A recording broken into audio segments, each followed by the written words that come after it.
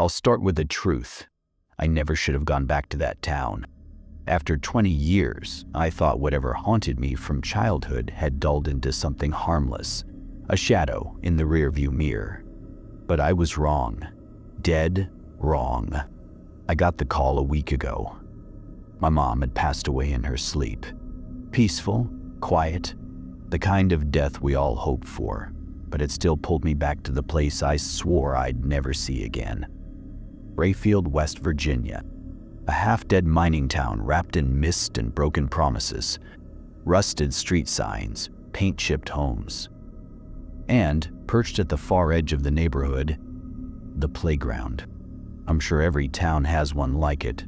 Some place the kids whisper about. A place you weren't supposed to go near, but you did anyway. Our version was worse. Older, forgotten. And when I say forgotten, I mean it. No maps list it, no signs point to it, and none of the grown-ups ever spoke about it.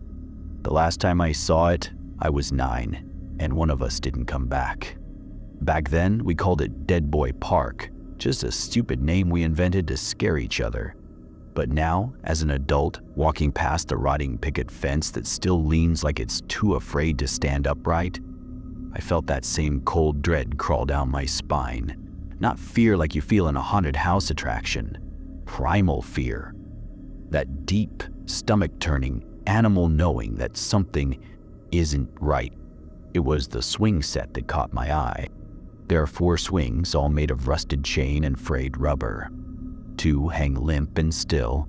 The third one's seat was torn in half, but the fourth is moving.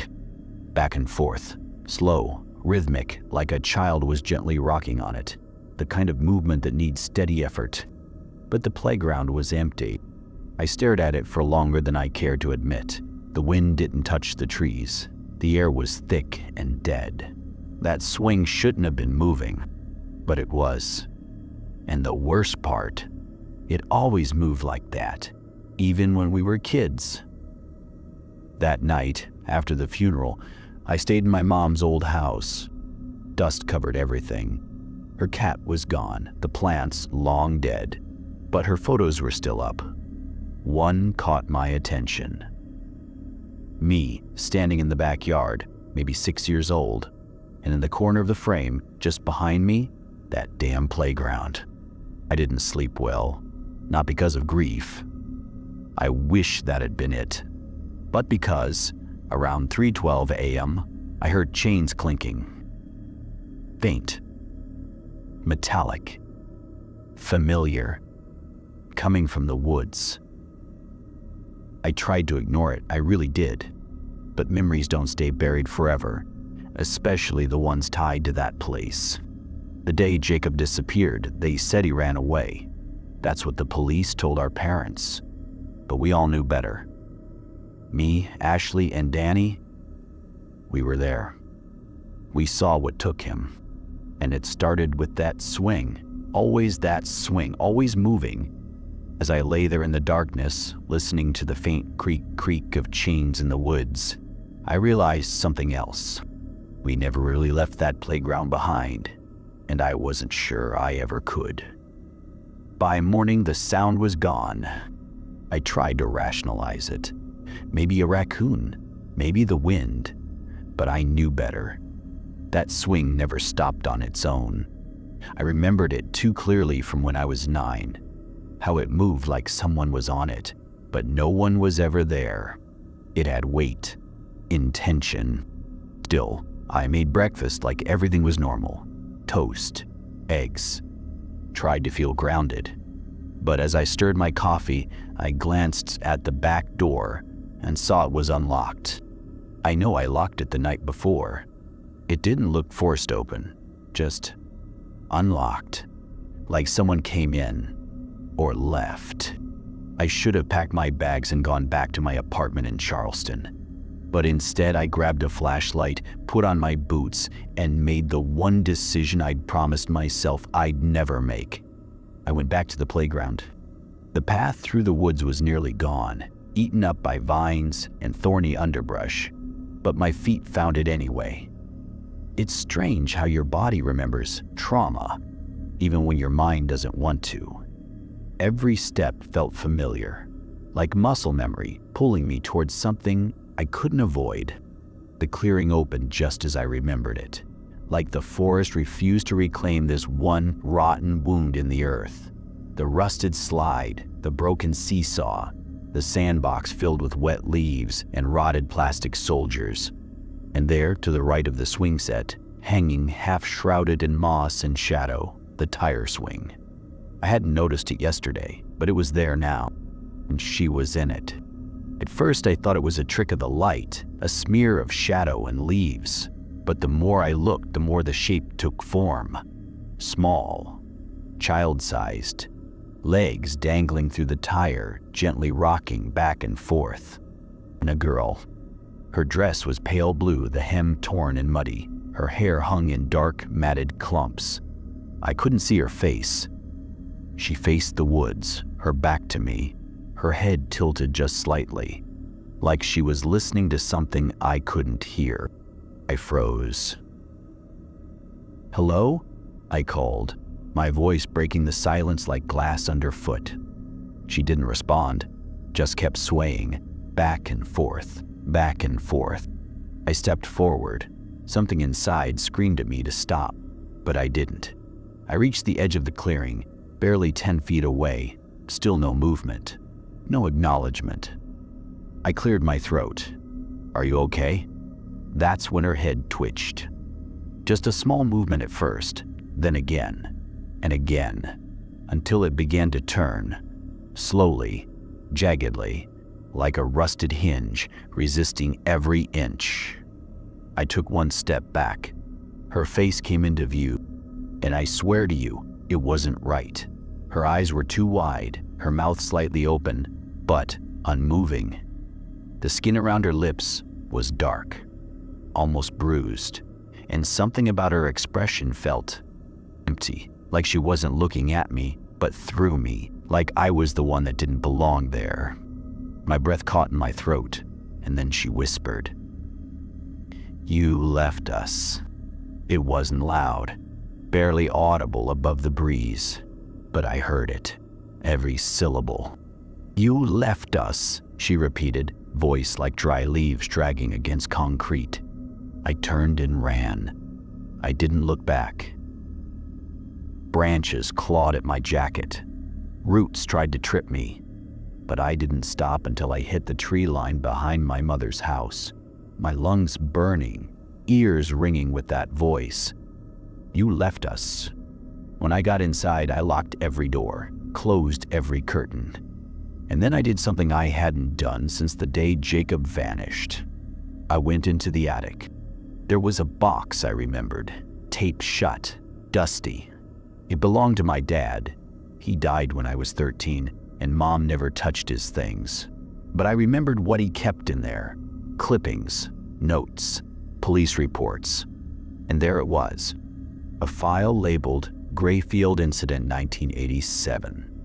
Jacob's missing poster was right on top. Below that, a grainy photo. The playground, before the rot, still intact, except there were only 3 swings. Not 4, and no tire swing. I flipped it over. Dad's handwriting read, "Playground expanded after 87, but who paid for it?" Girl reported missing in 1993. Same location, same description. And below that, one more note, circled twice. "They all see the girl before they vanish." The attic felt colder than it should have. I sat with my dad's notes spread around me like puzzle pieces no one had ever bothered to assemble. Names, dates, scribbled theories in the margins. Stories of kids who'd gone missing near Grayfield. Most forgotten, most brushed off as runaways. But Dad hadn't believed that. He'd drawn lines between the cases, mapped them. Every 5 to 7 years, one child. Same general area, same whispered story, same tire swing, and I had seen her, just like the others. The phone in my pocket buzzed. I nearly jumped. It was Claire, my cousin. We used to play in the woods together when we were kids, back before her family moved north. I hadn't spoken to her in a couple of years, but I'd tested her the night before in a panic, hoping someone else remembered.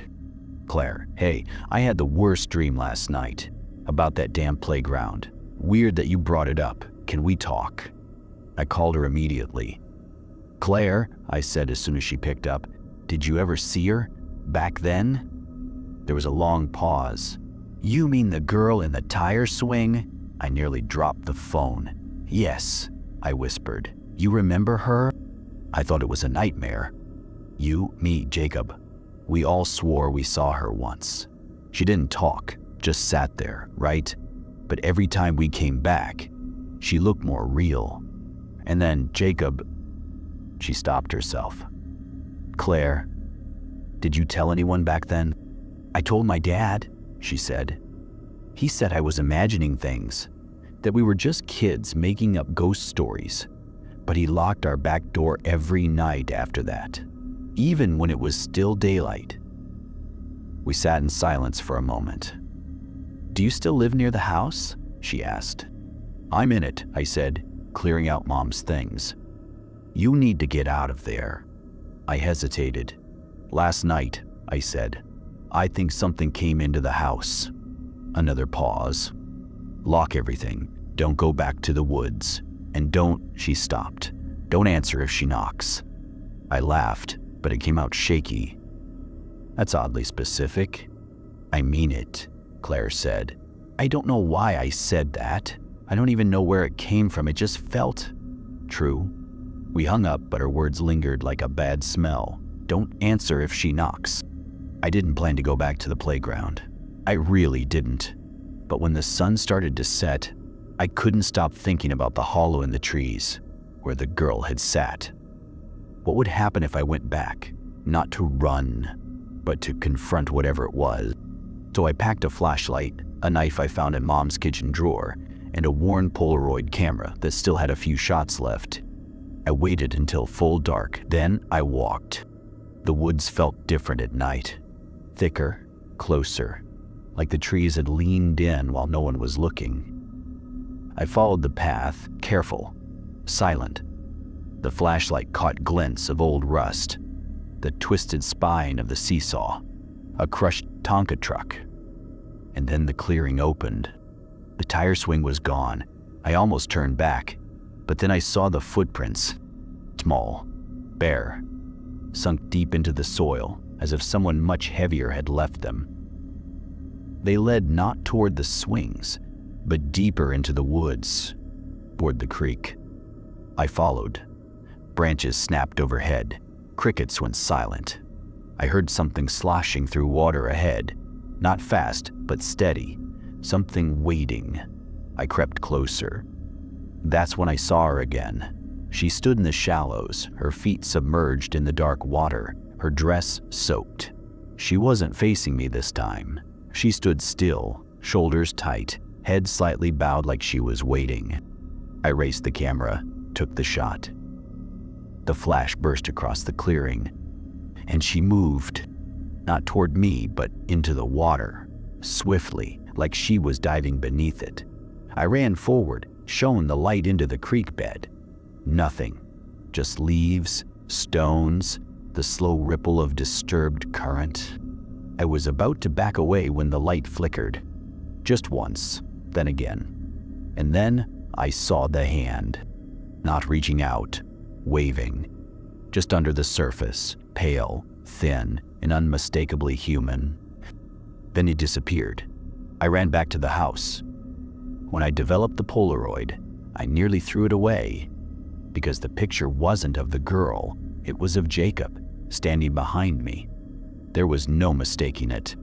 The photograph lay on the kitchen table, its edges curled with the dampness of the night air I'd carried back with me. It showed the trees, the rusted swing frame in the background, and in the foreground, standing no more than 5 feet behind me, was Jacob. Or something that looked like him. The face was off, like someone had painted him from memory but got the details just slightly wrong. The eyes too large, the smile too stiff, the skin too clean, like wax molded into the shape of a boy we used to know.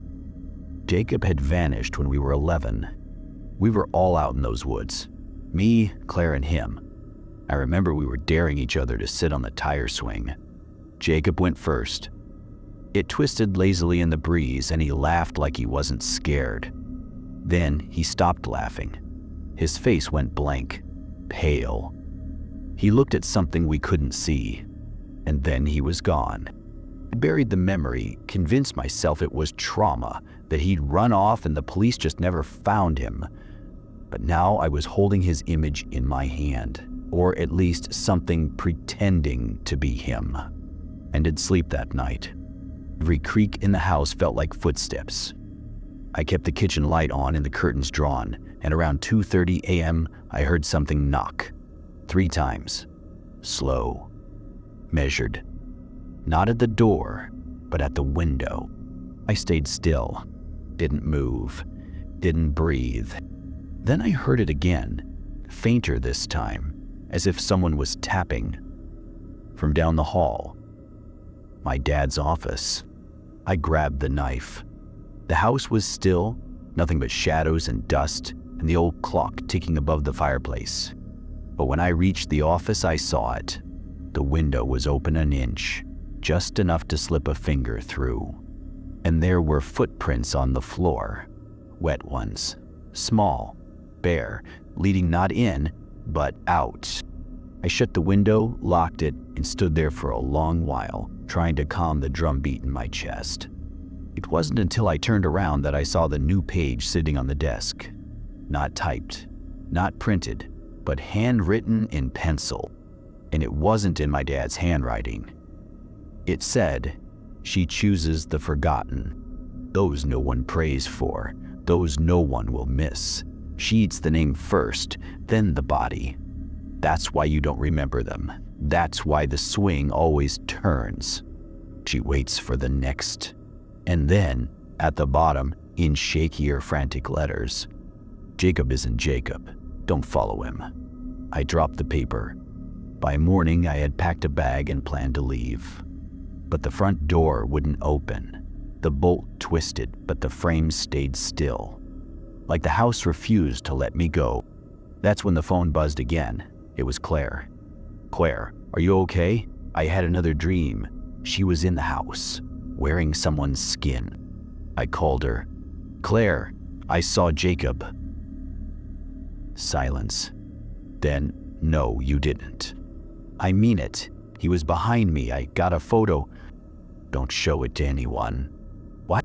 "If you look at them too long, they remember you." "What does that even mean?" Claire sounded like she was shaking. "My dad, he had pictures. After Jacob disappeared, he kept them hidden. Faces of other kids. But if you looked too long, they started to change. They'd smile when they shouldn't. One even moved in the frame. My dad burned them, and the night after he did, he vanished." "What?" "He disappeared. No note, just gone." The police found the ashes of the photos and thought it was some kind of breakdown. But I think she took him. For interfering. My skin prickled cold. "Claire, she's here. I think she wants me next." "Then you have to remember who you are," she said. "Don't let her take your name. That's the first thing she feeds on."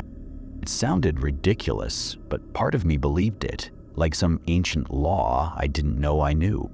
"Get out of the house," Claire said. "Find where it started. You have to bury it. The swing, the playground, all of it." As soon as the sun began to rise, I grabbed a shovel, and I headed back to the woods. I didn't care what was waiting. I was going to dig until I found what was buried under that cursed swing, even if it was me. The path through the woods wasn't quite right. The trees leaned at unfamiliar angles, too many of them clustered together like they'd huddled in secrecy. The light was off too. It was just after sunrise, but the sky looked heavy, stained gray, like bruised skin. I carried the shovel across my shoulder, feeling ridiculous and terrified all at once. When the clearing came into view, I almost turned back. The swing was moving again. No wind, no sound, just that slow, sickening rotation, like something was gently pushing it from below. The chain creaked faintly, metal grinding against rusted hooks. I stepped forward. Each footfall crunched leaves that hadn't fallen recently. They were old, gray with mildew and time. No bird song, no bugs, just the steady thump of my heartbeat in my ears and the groan of the swing as it turned. Claire said I had to bury it. But as I stood before the swing, I realized something else. The ground beneath it was already disturbed, like someone had tried to bury something else and the earth had spit it back out. I stuck the shovel in and started to dig. The soil was loose at first, unnaturally loose, damp and cold, like it hadn't been touched by the sun in years. After a few feet, the blade hit something solid. I knelt down and pulled at the edges. It wasn't a root. It was a box.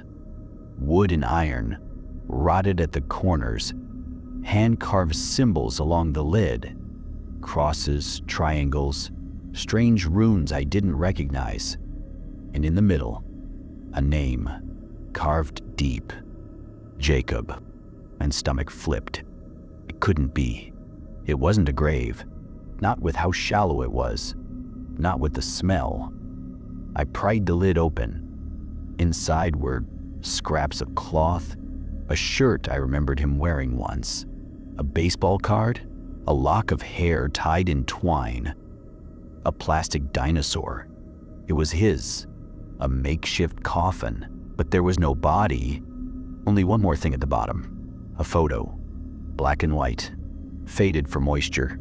I pulled it up, the playground, before it was abandoned. Clean, painted, happy children all around. And there, near the middle, her, a tall woman in a dark dress, standing perfectly still as the kids played around her, her face blurry, too blurry, as if the film refused to hold her shape. On the back of the photo were 5 names. 4 crossed out. Jacob was the last. I didn't realize I was crying until I noticed the dampness on my cheeks. I had held onto some sliver of hope that Jacob had run, that maybe he lived out there somewhere, in hiding, broken but alive. But this was something worse, something ancient, something hunting. I put the photo back in the box and lit a match. I hesitated for just a moment. Then I dropped it inside. The fire sparked, then roared, as if the box had waited decades to burn. The flames didn't just burn wood. They curled upward, black smoke twisting into unnatural shapes, faces, hands, a long-mouthed scream that seemed to coil upward into the sky before vanishing. And then, silence. The swing stopped moving. The wind returned. Birds chirped somewhere deeper in the woods. The trees seemed to sigh in relief. Thought it was over, until I turned around. Jacob stood at the edge of the clearing, but it wasn't Jacob. Not really. He had no shadow. His skin shimmered like heat rising off pavement. His smile was too wide, stretching to his ears. And his voice, it came from behind me. "You shouldn't have done that." I whipped around. Nothing. Back to Jacob, he was gone. But the swing, it had started to move again. Only this time, it was screaming. I didn't run. I wish I could say I turned and bolted back through the woods, never looking over my shoulder. But I didn't. I stood there, knees locked, breath shallow, and watched the swing twist violently as that horrible scream tore through the clearing. It wasn't metal squealing, it was him. Jacob. And underneath his scream, layered so faintly I might have thought it was the wind, came others, dozens of them, children, crying, begging, laughing. The swing snapped suddenly, one of the chains breaking loose and sending it crashing to the ground. The sound echoed like a gunshot. I ducked without thinking. When I looked up, he was standing behind it again. Jacob. But Wrong. His skin shimmered faintly, his eyes hollow, irises clouded gray like cataracts. He opened his mouth, too wide, and let out a hoarse breath, like wind forcing its way through a cracked window. "You let her out," he said. I stepped back. Who? Who did I let out? His body twitched, like a puppet tugged by invisible strings. "She lives under us, under the soil, under the wood, under the swing. Every time a child vanishes, she gets stronger. Every time a name is forgotten, she remembers." I shook my head. "I burned the box. I ended it." He smiled again, that same grotesque stretch. "You ended nothing. You fed it." The earth behind him began to ripple, not like water, but like something massive was crawling just beneath the surface. The soil shifted, cracked. And then a hand burst through. Then, pale gray, fingers too long, nails like black thorns. I turned and ran. The woods were alive with noise now, laughter echoing from the treetops, distant shouts, the squeak of old metal swings, the sound of skipping ropes slapping pavement. Children's rhymes murmured, like a funeral hymn. "Ring round the rosy, we all fall down." I ran until I couldn't breathe, until my lungs burned and my legs felt like splintered wood. When I finally stumbled out of the trees and into the field behind my house, the sun was hanging low. Hours had passed. But when I looked back, the woods were gone. In their place stood something else entirely. A blackened playground, burnt and warped. Slide twisted like a melted spine. The merry-go-round slowly spinning, even without wind. And her. She stood at the center. The tall woman from the photograph. Her face still blurry, but her eyes glowing red behind the veil of distortion. Watching me. Studying. I blinked. She vanished. The field behind me was quiet again. My house stood dark and empty. I stepped inside, locked the doors, and collapsed onto the floor. For the first time since Jacob vanished, I let myself cry without restraint. But I couldn't stop thinking about what he said. "You let her out." I thought I was saving him. I thought I was ending whatever haunted that cursed place. But the swing was a seal, the box was a warning, and now? The children have started vanishing again. Across counties, different towns, a boy missing from a schoolyard in Vermont, a girl who never came back from recess in Arizona, all of them last seen near playgrounds. And in every story, the same detail. A swing set, one swing slowly spinning on its own. I've kept quiet. Who would believe me? But I feel her now. Every night, I hear skipping rope on the sidewalk. I find chalk drawings on my porch, crooked hopscotch grids that lead nowhere. And, just last night, a photo was slid under my door. Black and white, faded. The playground. Only this time, there was no crowd of children. Just me, standing at the center, and behind me, her.